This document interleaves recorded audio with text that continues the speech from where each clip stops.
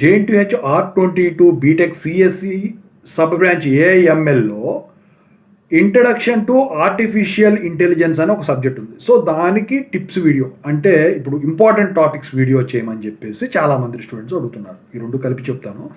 అయితే all in one పద్ధతిలో ఉండేవి లైట్గా తగులుతాయండి, ఎక్కువ శాతం అయితే ఎక్స్పెక్ట్ చేయొద్దు. చాలా ఈజీగా ఉంటుంది సబ్జెక్ట్ కూడా, తక్కువ కన్సైజ్ ఫామ్లో ఉంటుంది.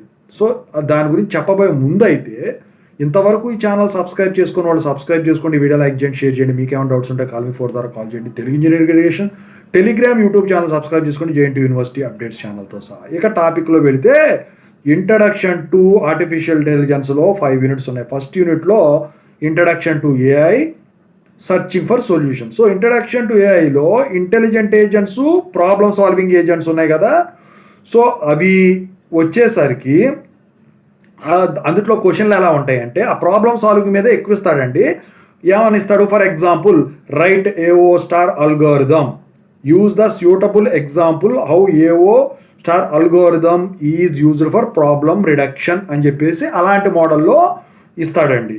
అయితే ఇక అందుట్లో సర్చింగ్ ఫర్ సొల్యూషన్స్ అనే ఒక టాపిక్ ఉంది. అందులో BFS అంటే breadth first search, next depth first search, hill climbing search, simulated annealing search, local search in continuous spaces అని ఉంది. అందులో షార్ట్ క్వశ్చన్ అయితే simulated, what is meant by simulated annealing అని చెప్పేసి అడుగుతాడు. ఓకేనా?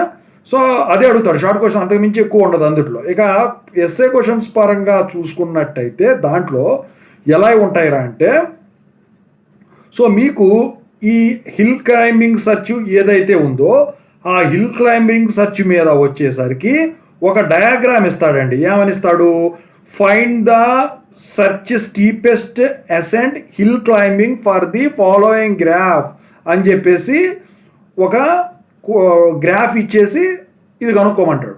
సో అది hill climbing search method importance అనమాట.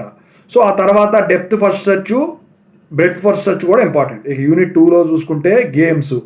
సో ఇందుట్లో knowledge based agents very important అండి.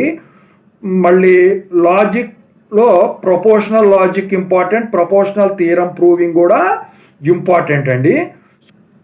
సో దాని మీద ఇంతవరకు ఇంపార్టెంట్ అండి. ఇక ఆ తర్వాత యూనిట్ 3 చూసుకుంటే first order logic, knowledge representation అని ఉంది కదా.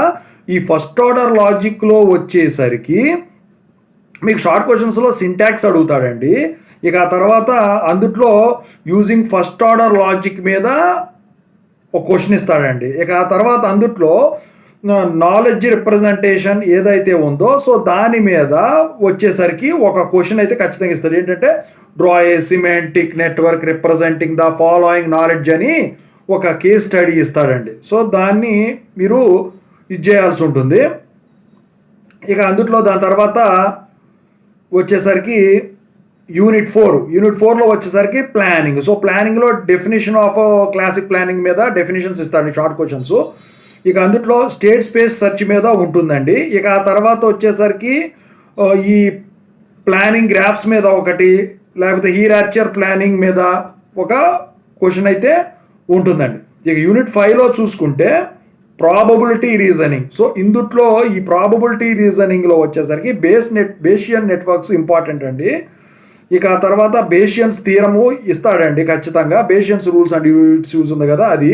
అందులో ఏం అడుగుతాడంటే డిఫరెన్సెస్ అడుగుతాడండి. అయితే ఇక్కడ ఈ నాలెడ్జ్ రిప్రజెంటేషన్లో కానివ్వండి, ఈ రీజనింగ్ పరంగా కానివ్వండి, ఇందులో డిడక్టివ్ అండ్ ఇండక్టివ్ లెర్నింగ్ మీద ఇస్తాడు, ఫార్వర్డ్ అండ్ బ్యాక్వర్డ్ రీజనింగ్ మీద ఇస్తాడు, వేరియస్ నాలెడ్జ్ రిప్రజెంటేషన్ ఇష్యూస్ కూడా అడుగుతాడు అనమాట. సో ఎనీ 2 ఇష్యూస్ చెప్పమని చెప్పేసి అడుగుతాడు. ఓవరాల్గా ఇది.